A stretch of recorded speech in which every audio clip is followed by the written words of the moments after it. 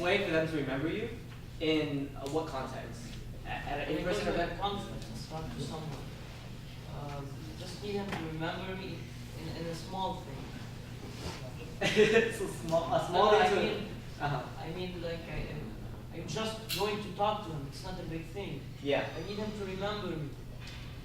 Okay, well, like for example, I've seen people do some crazy stuff. Like people wear like these bright yellow pants, so people remember them, associate them with those bright yellow pants. Oh. That's like a small thing. Yeah. You know, guys do it all the time when they're picking up girls. Like they put like a little peacock, or they do peacocking where they wear like some extravagant clothing, and then they go to a girl and then they, you know, whatever. So that's like a small thing, but I would argue to focus on the bigger picture. It's like making a genuine connection as like having a great conversation, or giving something so great that they have to reach out to you and say, wow, like that was awesome. Like thank you so much. So yeah.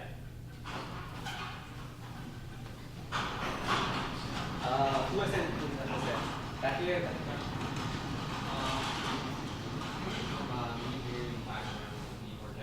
Go ahead, speak about it. Sure.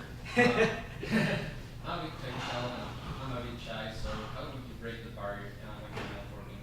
Now, how do you find advisors or through networking to get them on board? And how many shares do you offer them? Whoa.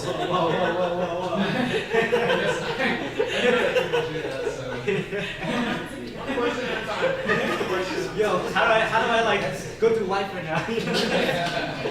Let's do the first one. Introverts, right? Believe it or not, I'm an introvert. So this takes a lot of energy from me, like speaking and just talking to people. I'm normally like heads down in my room, kind of quiet, just like doing work or writing or whatever I'm doing. So I definitely feel that pain. And what I've done in the past is I would use social media to meet people ahead of time and then meet up in real life. And that's just like what I'm more comfortable with.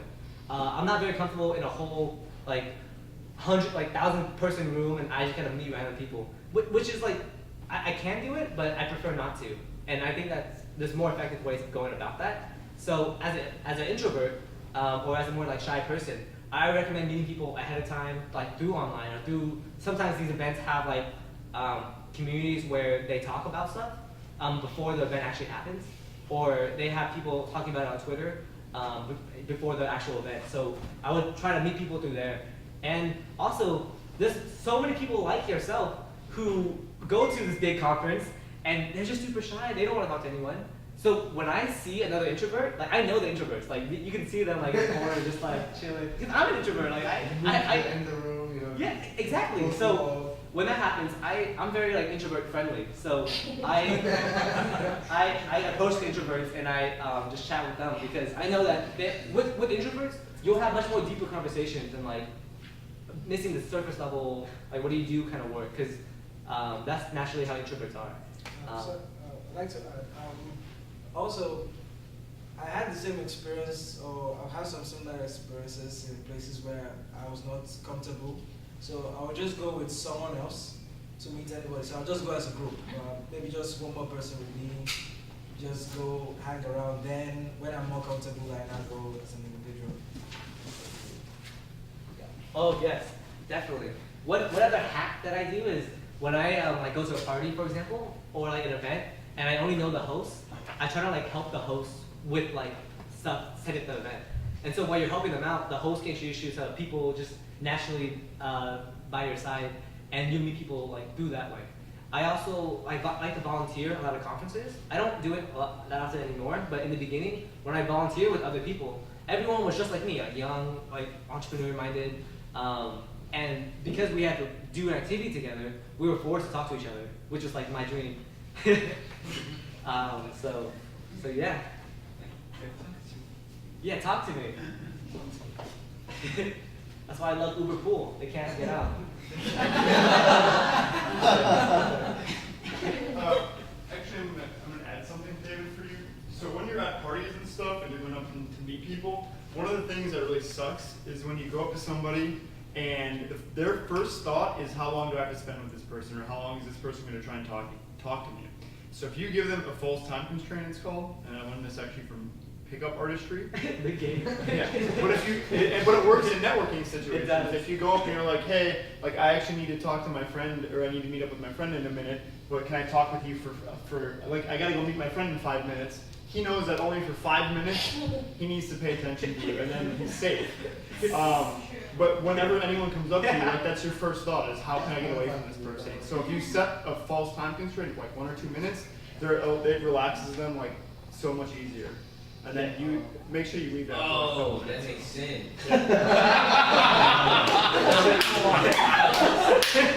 James like, Not everyone here is gonna pick up other schedules. That's the story. Cause that's from the game. Yeah. Another story.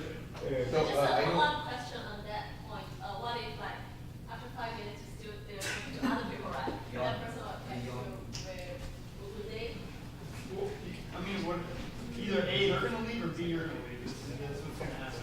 But if there's other people joining in the conversation, like, maybe your friend even comes over, and then you're like, oh, look, this is my buddy. Like, okay, now you become friends with them at that point.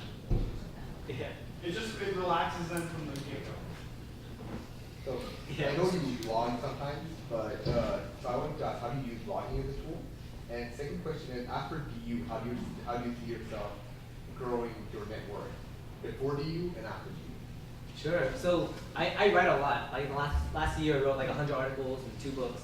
Whoa. So, but this is really cool because when you write, people like random people just email you like you email. I email you. Yeah, like Exactly. and it's kind of cool because like you kind of have this authority by but to people you never even met before, but people who just read your stuff and they say like, hey, I really dig your writing. I dig like your thoughts and what you believe in. What's up? Like that's super cool. So I don't use it as like a way to network, but it definitely is a leg up when I talk to people and they know that I'm a writer for this publication, for example. And before and after DU, like you know, to be totally honest, like DU wasn't like the catalyst that broke over my network. I was always growing my network with or without DU. And I do that through a variety of ways within the book and most of the framework that I talk about just in the last 20 minutes or so. So, yeah. What's up? Hi, I'm Austin. What's up, Austin? And You from Austin? no, I wish. That would have been cool. But I understand the concept of like giving and all of that. Like that's all great. Like that stuff I try to do. But what happens when the relationship becomes totally one-sided and you're just giving, and you're not really feeling that reciprocation back? How do you tell that person like, hey, I can only give so much before like I reach my break? Right. Because like, you know, I try to give all the time and I have a hard time telling people no. So like, what advice would you have for that? That's actually a real problem. When people like these givers, they just give so much because they want to like please people and they want people to be happy. You know, like they just want everyone to just feel good, and they kind of overwork themselves to the point where they can't give anymore, and they're kind of feeling like, oh shit, like fuck giving, like Yeah. I want to go back to just taking shit. So for that, like it's a whole different issue about not just like giving more, but setting boundaries for yourself. It's like, okay, I'm very kind to this person, like overly kind. If they don't want to reciprocate it, that's totally fine. Because in the book, I mentioned that you should always give without expectation. So when I'm giving you this talk, I don't expect any of you guys to like buy my book or share it or follow me or whatever. I don't expect any of that. So I'm just giving just because I want to give, and with that true intention. And so when you do that to other people, and you lift this burden of like, okay, they have to give back to me. If you don't have the burden at all, you're just giving. And if you just feel that they're not reciprocating back to you, or no matter what, that's totally cool. It's because you didn't expect for them to do it anyways. So that's a whole different like mindset shift of the whole networking framework. Okay. What if you're actually expecting something? Not to meet everybody, you're expecting something. The whole point is not to expect anything. Yeah. So I'm giving. Like I don't expect any of you guys to ever talk to me ever again, right? And if you guys do, that's great. But I don't expect you. Like I didn't expect Draper to bring me back here and buy these books for you guys, but they did because I was super nice to them. I alley with a lot of the marketing stuff, and I brought people into the U, and so they naturally want to help me back without asking. So. Can I just add something? Because Sure. I think like I used to do that, and I felt like, oh fuck, I'm always giving and like never receiving back. But I just think like you don't have to have like that burden, as you said, like I always have to give. But once you give as like a surprise to the person, and not necessarily when they ask for some help, you gotta give it like right away, but just surprise them sometimes. And I think all about like the surprise and like people not thinking about you like the giver, but someone that can help you like sometimes, and are there for you. I'm not sure if I expressed myself well, but it's all. Wait, did you ask me a question? No, I'm just adding your point on his Definitely. question. Yeah, I give a ton. Like I give books to people I've never met before, and people do the same to me. They just ship it to my house, and they're like, cool, like this new book. I always try to, when you're in the mindset of giving, it just comes so natural. It's like, oh, you have to meet this guy who's working on this thing. And then I host an event, or we all come together, or something like that. When you do it more and more and make it a habit, it just becomes really natural. So thank you for expanding on that. Yeah. For me, building up a relationship is easier, but maintaining that network is the harder. Yeah. So any suggestion on that? How to maintain the network? Yeah, so maintaining network. I kind of mentioned earlier about building, like having your own spreadsheet and making, like putting a list of all the people you want to keep in touch with and tagging them. So as a whole, so I kind of explained a little bit, but essentially always just trying to be of service to people you really love and trust. And when you get into that mindset, then you naturally just want to help people. And you can do it my technical way, where you have a spreadsheet, write names, tag like investor, or podcaster, or author to their names, and put a reminder to follow up. Like that's like the more advanced stuff. But just in general, maintain relationships. You just want to just be mindful and self-aware that you haven't talked to like these like entrepreneur friends in a long time, and you want to reach out and say how's it going, or I want to help you, or whatever you would want to say to them. So yeah. Sure. That's the root.